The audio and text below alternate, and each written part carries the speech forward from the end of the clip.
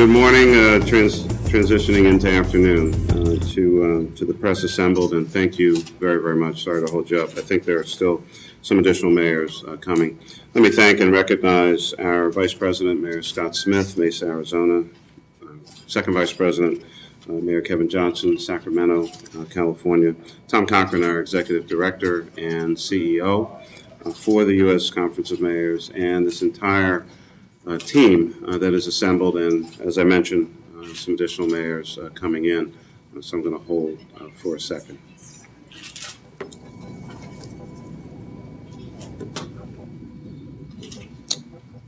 On behalf of the City of Philadelphia, I certainly deeply appreciate all of these mayors coming, one, to our great city and being a part of this 2012 summer leadership meeting.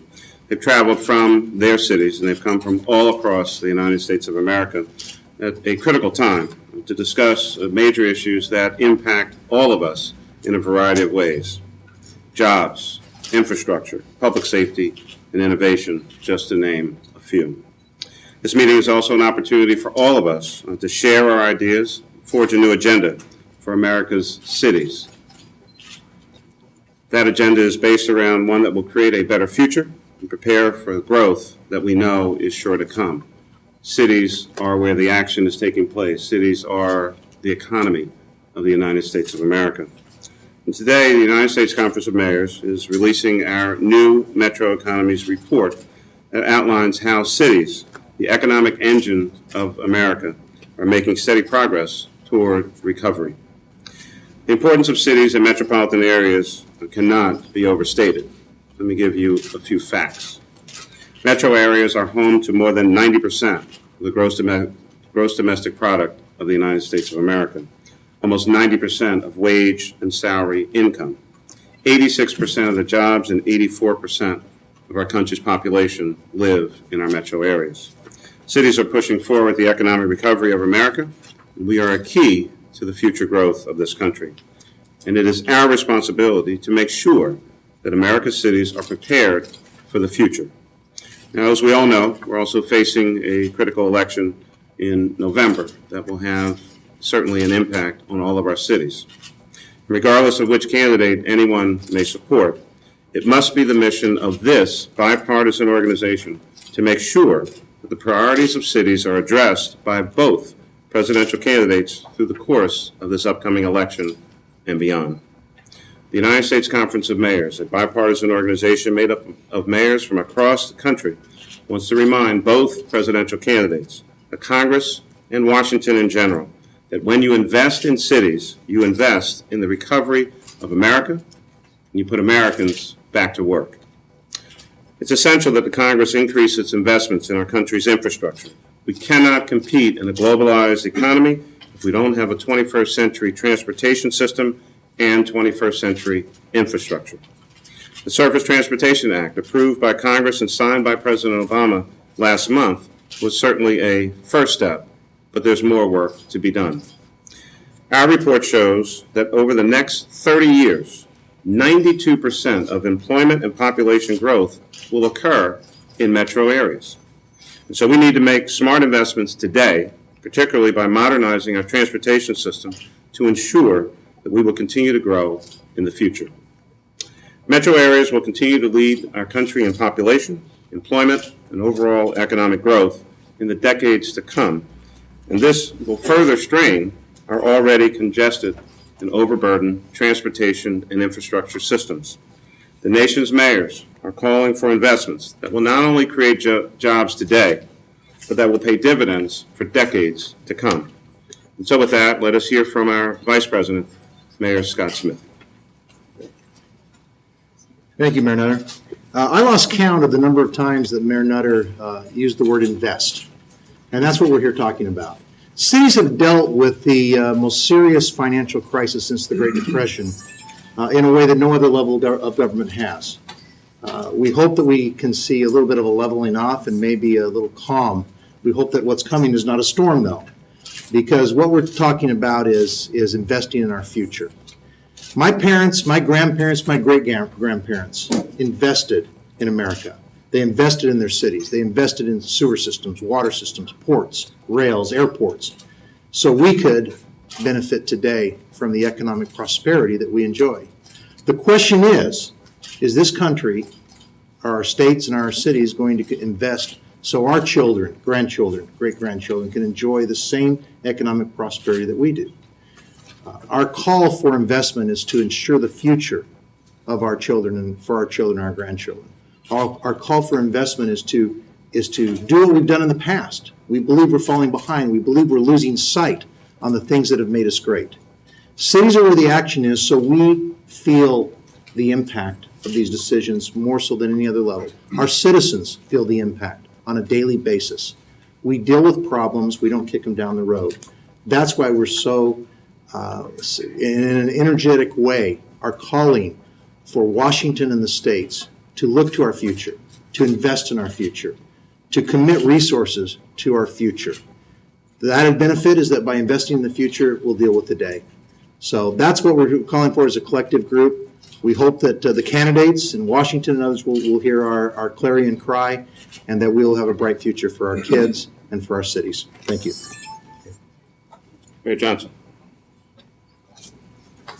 All right, thank you very much. I want to thank Mr. President Nutter and Vice President Smith just for their leadership, and certainly Tom Cochran and all the mayors that are here today. This is a very powerful group of folks that are committed to making a huge difference in our country.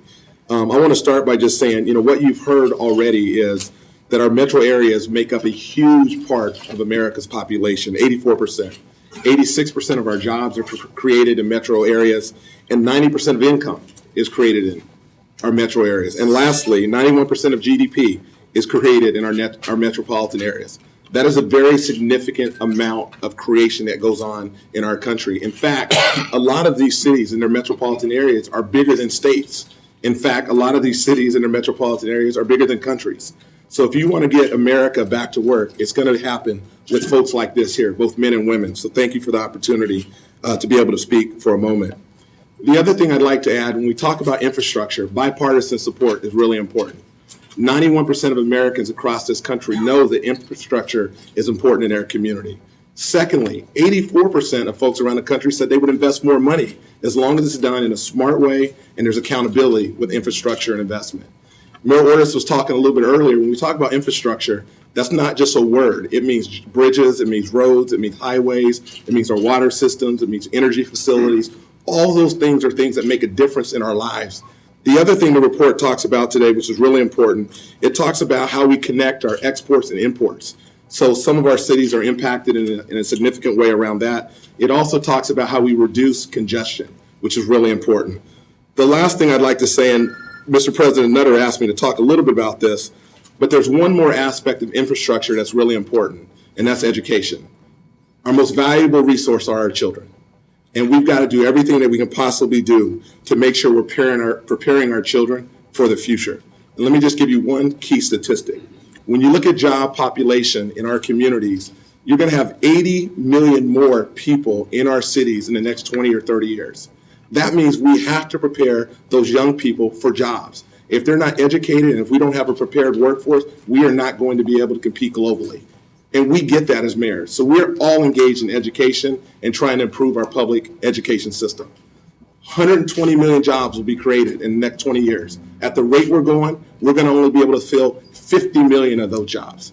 That means 70 million will be outsourced to children in other countries around the country. That is not the America that we all believe in. These mayors and all of us here collectively stand together to make sure that we're going to make a difference and put America back to work. So thank you for the opportunity. Let me ask our great leader from Houston, Mayor Anise Parker, for her comments.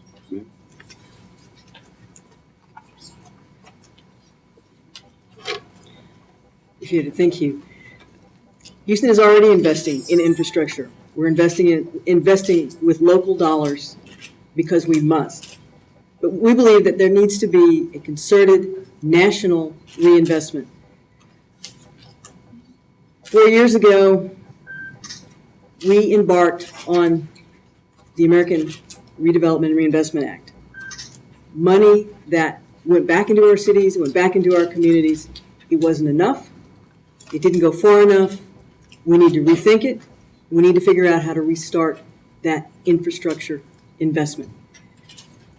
As the mayor of a city whose metropolitan area has a larger GDP than the state of Georgia, I can tell you that an investment in my community makes a difference to the lives of millions and millions of people. And it also returns money back to the U.S. coffers as we build the retail environment, as we pay salaries that get circulated through the community, dollars spent on infrastructure, and as we've now all said, yes, it's a road, yes, it's a bridge, yes, it's a water line, but it's dollars that pay salaries, that come back to the cities, that pay for school teachers, that go to the shopkeeper, that even end up into donations into our nonprofit organizations. Investing in America invests in our future, and it invests in Americans. Thank you, Mayor Parker. Our leader on ports and exports, Mayor Alvin Brown from Jacksonville, Florida. Thank you, President Nutter. My name is Alvin Brown from Jacksonville, Florida, and I think the one way we can really put America back to work is investing in our ports, which is so important. We need a national freight policy to really modernize our ports. It's a huge economic engine for our cities. I think if you want to make sure that America get a return on their investment dollars, their tax dollars, is to invest in the ports. We know we want to compete in the global economy, and there's no better way to do that when we can really focus on our port. I think as we look to the country and figure out how do we really close the opportunity gap, the opportunity to work and put food on the table for your family, the opportunity to make sure that your kids can get a college education, the opportunity to make sure that no matter where you live in this country, you'll be able to live the American dream. And I think to do that is by our ports. And we challenge both candidates who are running for president to really focus on really investing in America's ports. Thank you. Mayor Lee, San Francisco.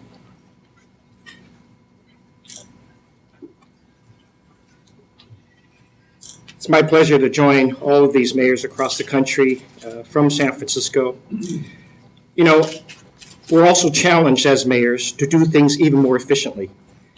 And the way we do that is we are now understanding the role of technology. Technology can help us, but we've got to make this investment in order for that technology to work.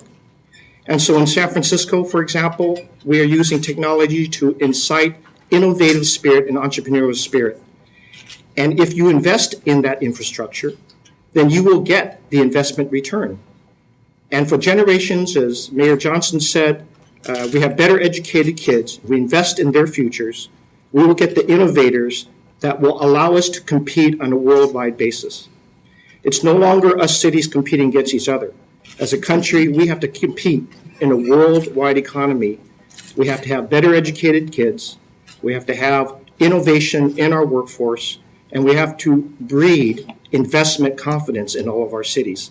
That's the challenge that we have, and we know we can do it. And we've got to get this country and Congress understanding where this innovation is coming. It is coming from our cities, and we are responsible for that, and that's why we need the collaboration with regional, with state, and with Congress.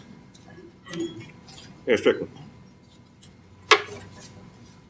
So today we're here to talk about job creation, and that's really what this is about. We've talked about infrastructure, and infrastructure benefits our ports, our small businesses, and every single part of our economy. We also talked about the importance of our intellectual infrastructure through education. We talked about the jobs that are going to be created, and if we want to make sure that we're employing as many Americans as possible, we must focus on education reform and making sure that our children are the ones who are qualified to do the work. So I'm very proud to be here today with my colleagues, and again, this is about job creation. Thank you. Mayor Strickland is a great mayor of Tacoma, Washington. I'm going to ask our chair of the Metro Economies Committee, Mayor Mike Coleman from Columbus, to close us out, and then we'll get ready to take some questions. Mayor Coleman. So you've heard it. The cities of America is the engine of our economic vibrancy in our country. So we're not just pounding our chests. We're giving you facts and information that cities in our country are the center of innovation, the center of job creation, the center of our gross domestic product, and the center of our economy. So that's where the investment needs to occur. And in order for America to grow, cities need to have the investment necessary to achieve that. Thank you.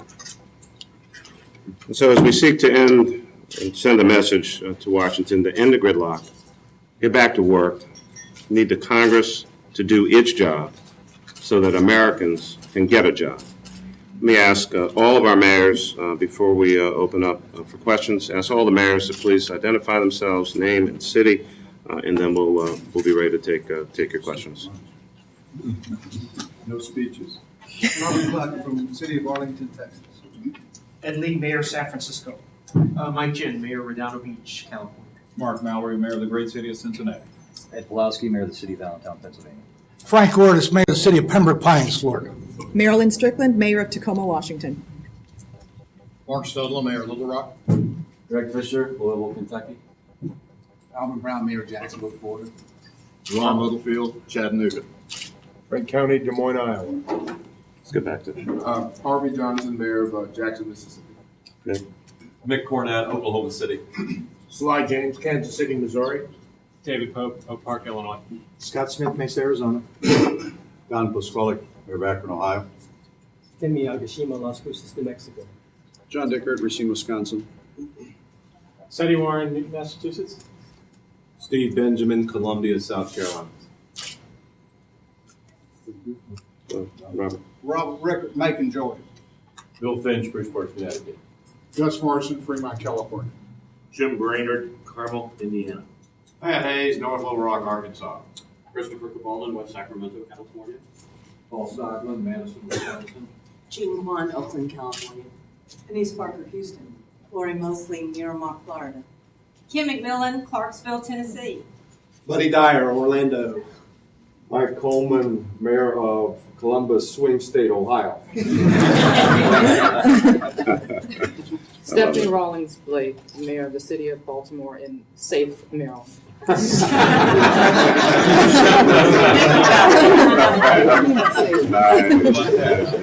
Mayor Brian Waller, Piscataway, New Jersey. And Mayor Ashley Swearingen, Fresno, California. Floor is open. Be glad to take any questions from the media.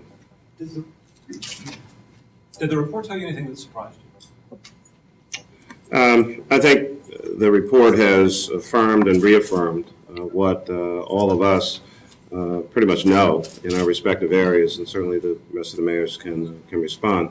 I think what's important for us is this is documented evidence. This is not anecdotal, haphazard information. This is the real deal.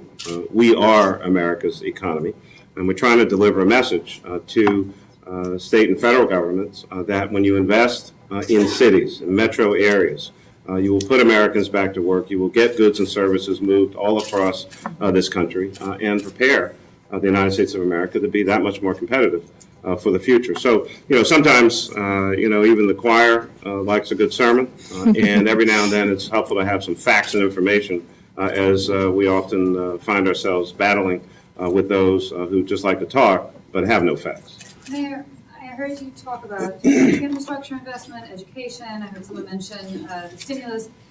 Is there a specific call, though, to Congress and to the presidential candidates in terms of specific funding measures, programs you'd like to see increased?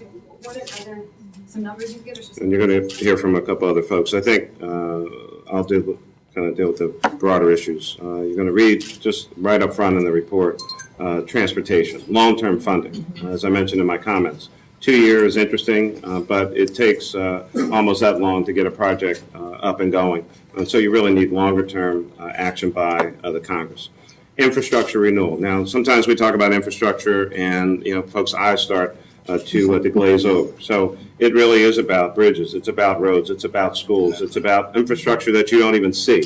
But when it blows up, when it falls apart, it can be tremendously disruptive. We saw that 4 years ago when here in Philadelphia, I-95 was shut down for 3 days. That backed up traffic from Baltimore to New York City, hundreds of millions of dollars in lost economic activity just from that. The federal government does not have a capital program. Now, that might be stunning to some of you here in the press. Every one of these mayors here, we have budgets, we have to balance them, we have capital budgets, we actually know what we're going to do years down the line. The feds don't. And so there's a new section on the chemical sector and what it does. So let's hear from a couple other folks. But those are the kinds of things. We know the Congress knows how to do these things, but for the moment, they're too busy fighting with each other about political point scoring while America suffers. More federal spending on infrastructure? Absolutely. Yep. Desperately needed. Oh, pardon me. Go ahead, sir. Mr. President, sir. Frank Ortis, Mayor of Pembroke Pines, Florida. Your question is so good. We're done asking the federal government for help. These mayors that are bipartisan can't get the capital that we need to fund our infrastructure and our water and sewer, our aging pipe. You know, that has to be done. That creates jobs. We're done asking the federal government for help. We're going to take action and tell the federal government our cities need help. And we're going to lead that way. This U.S. Conference of Mayors can lead that way. We're done asking the federal government. We want action. We're going to go to the Hill and say, we want action. We want to be able to put our people to work. And that's all I'm going to say.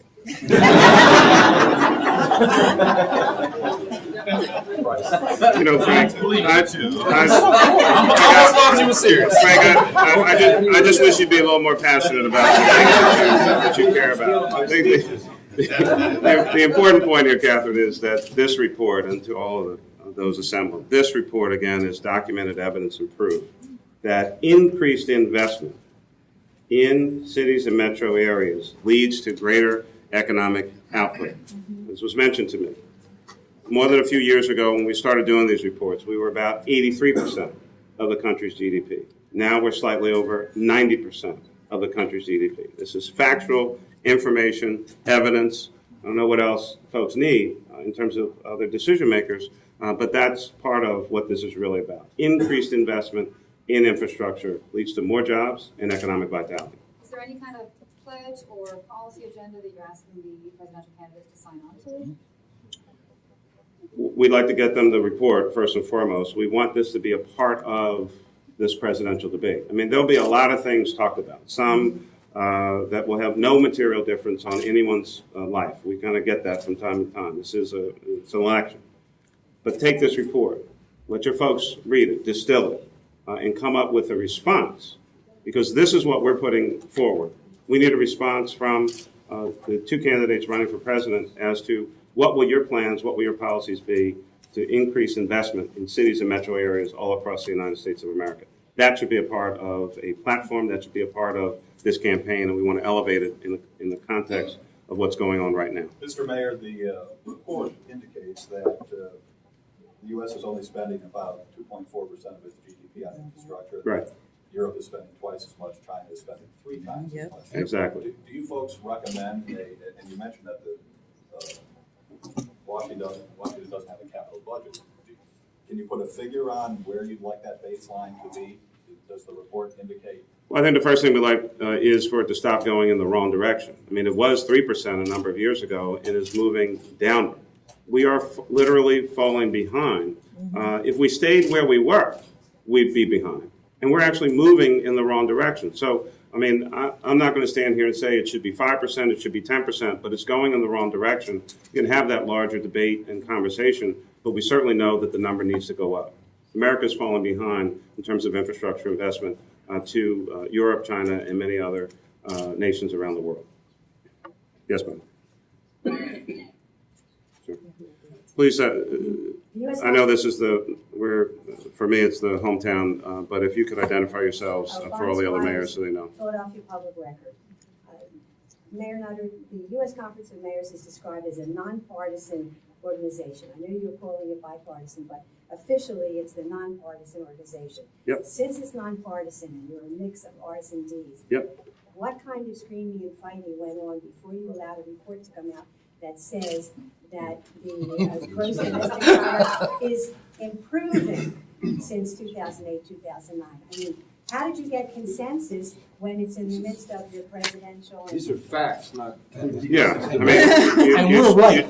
First of all, we don't actually scream at each other. We're much too dignified for that. Second, you notice on the report, there's a firm, the U.S. Conference of Mayors hired IHS Global to do the fact checking and the gathering of those facts. So this is not a policy document. This is a factual document based on research and information done by one of the best firms in the United States of America that does this kind of work. So, I mean, as they say, it is what it is.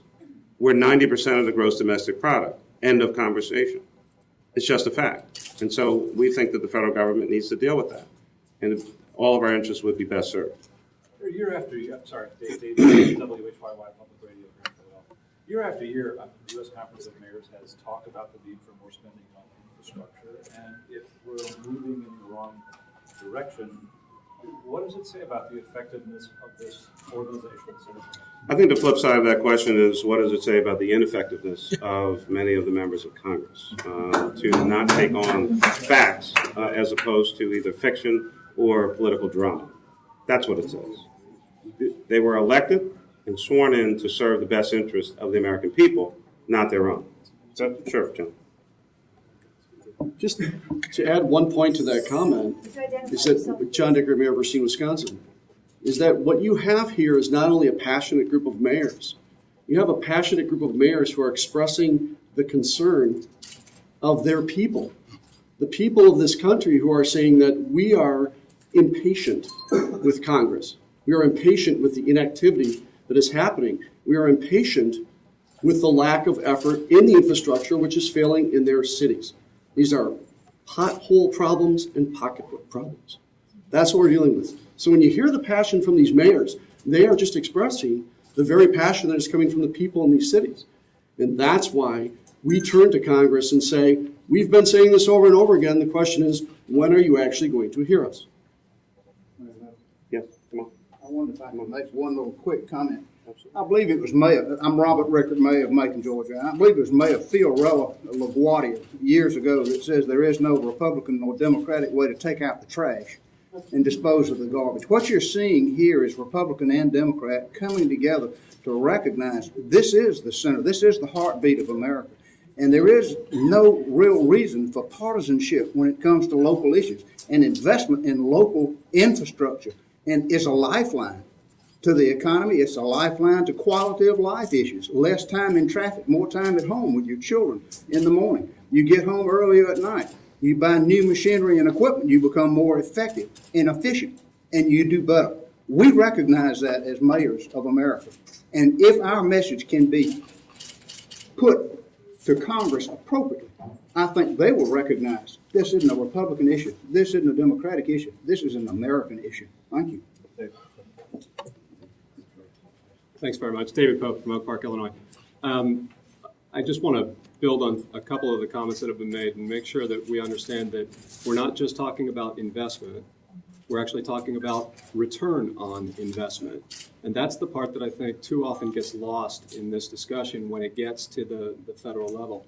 That what we're talking about is the smart allocation of dollars, the utilization of the resources of our nation to be able to help generate new jobs and generate economic growth. If we're looking at the future, 15, 20 years of our country, and we're looking at where 94% of the job creation in our country is going to be, it's going to be in metropolitan areas.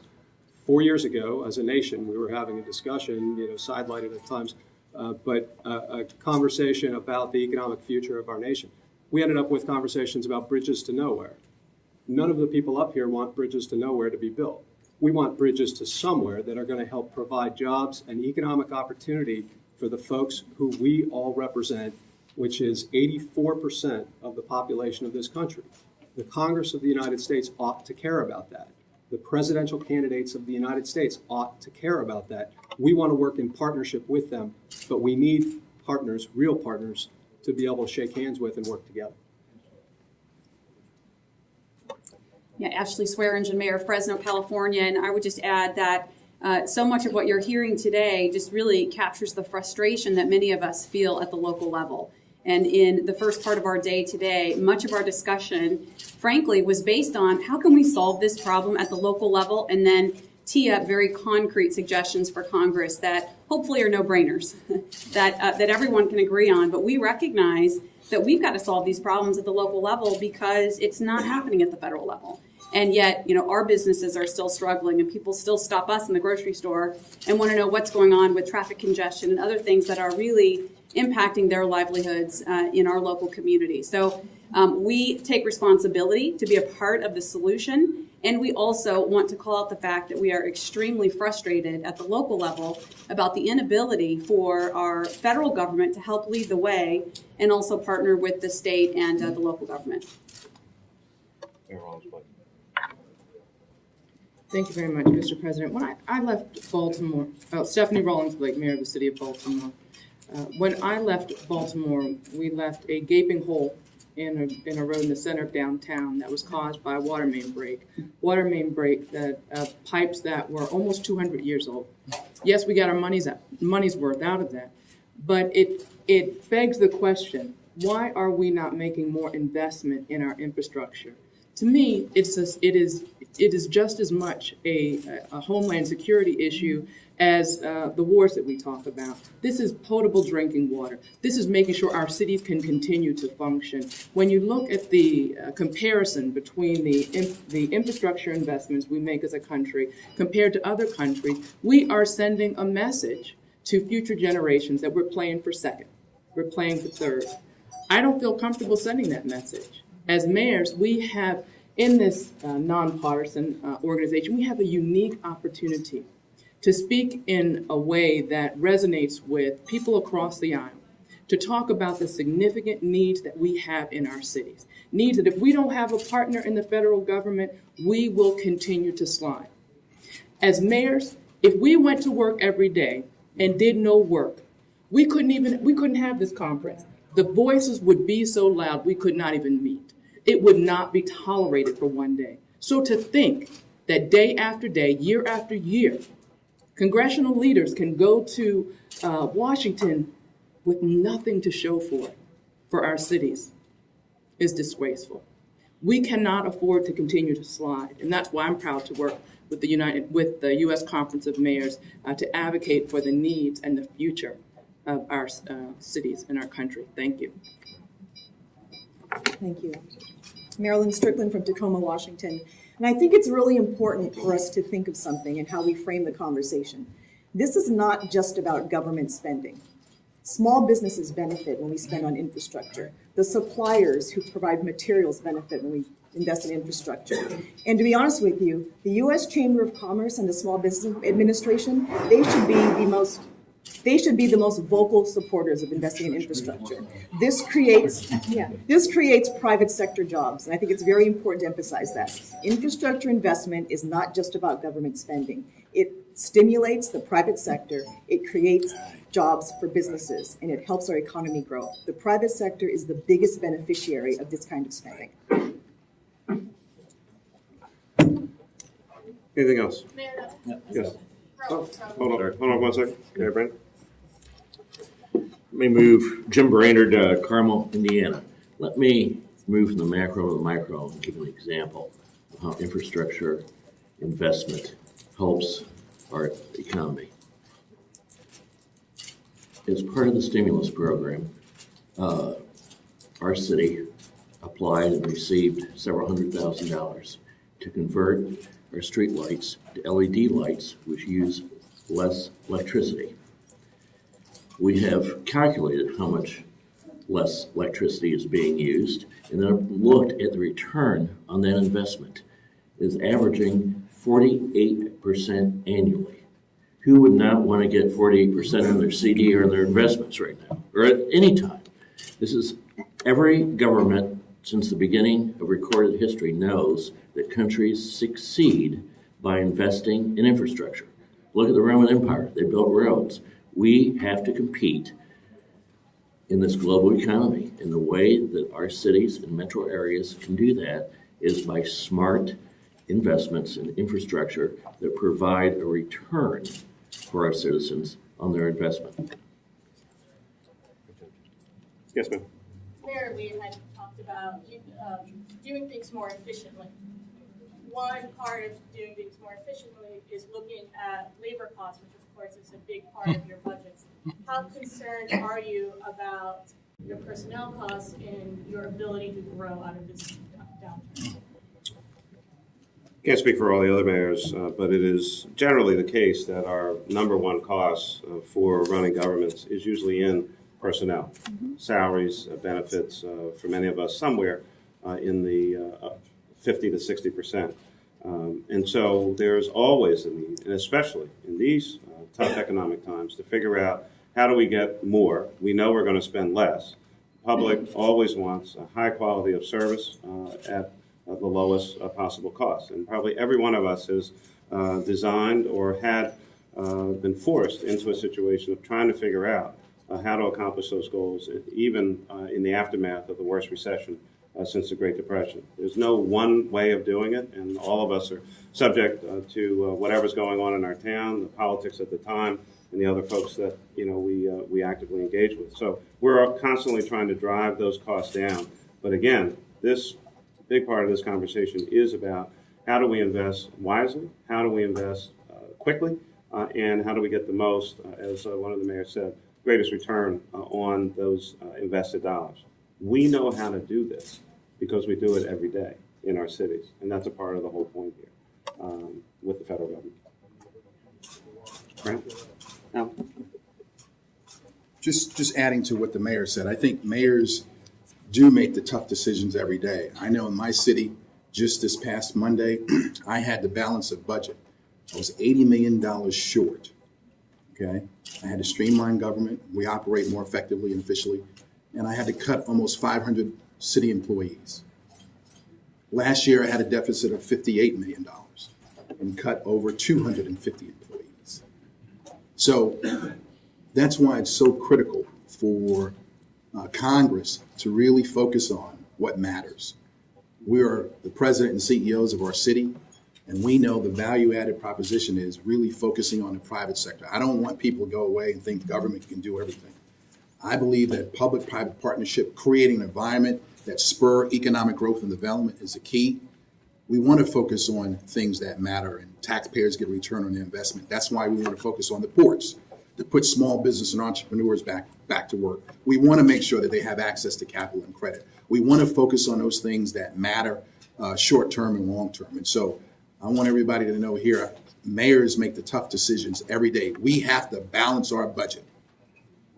Every year, I have to balance my budget every year. And so we want Congress to make the tough decisions, and that is to invest in our cities. We're not asking for a handout. We're asking for an investment for the future generations, and that's the key. And I think when we work together, both the public sector and private sector and the federal government, we can leverage our scarce resources and assets to put people back to work. Pat, you trying to get a... I'm sorry. I have a question. Please identify yourself. You guys paint a fairly, what I would see would be a cautiously optimistic economic picture in this. What level of concern do you all have about, there's been numerous cities that are moving towards bankruptcy, some out west, you've got some this direction, you've got Scranton, obviously, not able to pay its workers. How does that feed into this? You're looking pretty optimistic, but those concerns are real. What's your level of concern? Well, one, they are very, very real, and of course they are, in many instances, what I talked about earlier, part of the unique circumstances that some of our cities are facing all across America. This report is generally optimistic. It's talking about a trend. It's talking about a certain sense of momentum for the nation. You have to drill down. And so, yes, the Scranton situation, I mean, the only one that I'm really familiar with, is of great concern. But it is also indicative of a lessening investment or support by the federal government, and in some instances, cuts that many of our state governments are making. I mean, as we've seen 4.4 million jobs created in the private sector, we cannot ignore the fact that state and local governments have shed 700,000 public employees as a result of tough decisions, as Mayor Brown talked about, tough decisions that many of us have had to make all across the United States of America. And so while we're not, any one of us, feel fairly comfortable in saying none of us are trying to run employment agencies here.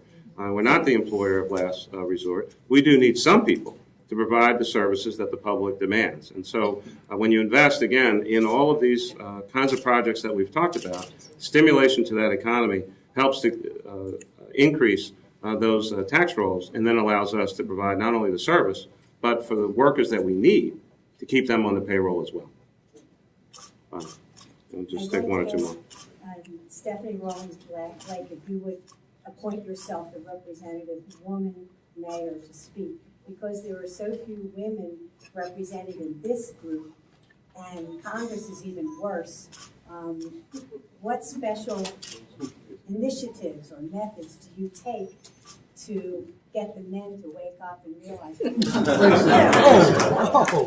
a fairly loaded. The men know this is a fair fight. Yeah, fair fight. Fairly loaded question. You obviously haven't had much contact with Mayor Stephanie Rawlings Blake. As my grandmother used to say, she's not. She's not taking any tea for the fever. Let me assure you. I mean, do you feel that you're given the respect and the hearing that you all deserve in the U.S. Conference of Mayors? Definitely, I would say definitely in the conference. I mean, when I entered the Conference of Mayors, I didn't say there's a woman mayor, there's a man mayor. We're mayors. We're all in this together. I couldn't even tell you which ones are Democrat. Well, one, I know like one for sure is a Republican, but the rest of them not.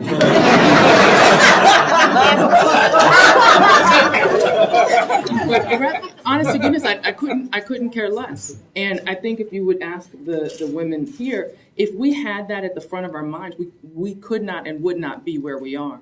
I would say if you're going to talk about having a hearing, we would love to get a meeting, the women mayors and the male mayors with the Speaker of the House. That's someone who I think has turned a deaf ear on. Turned a deaf ear.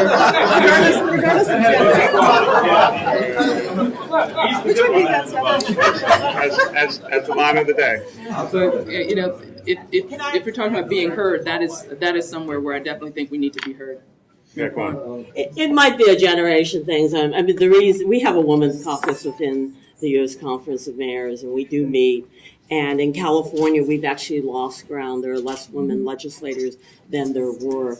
And among the 100 top cities, there's only 9 women mayors. So it is still a problem in America.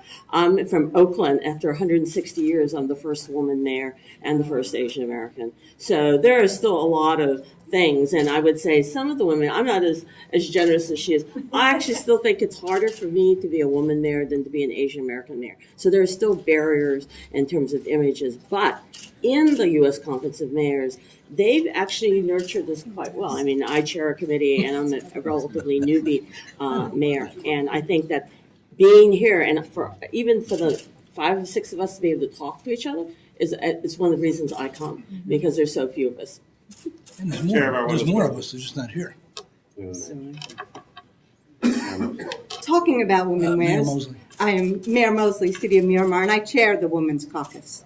And when we are talking about business, there really is no differential between the mayor and the female mayors. But just because of the numbers of women mayors, it's up to the women mayors to mentor other women who want to go into politics. Men have done a much better job at that than the women have done. And we as the women accept responsibility for that. And one of our objectives is to mentor more women and start out with younger women, women in high school or women in schools, to let them understand that it does not matter whether you're a man or a woman, that you could still be a leader. Oftentimes when I go into schools and I will walk in, they'll go, "Oh my goodness, you're the mayor." And I'm like, "What were you expecting, a man?" So it behooves us, well, it's true, it behooves us to make sure that we, as women that are elected, to mentor other women to do the same thing. But within the conference, we all work together. So, Mayor Mosley, thank you very much. Thank you all very, very much for being here. It's been a very, very productive opportunity for us not only to share this new Metro Economies report, but I think for all of you to get to better know many of our mayors on a personal level. So with that, thank you all very, very much. We look forward to seeing you soon.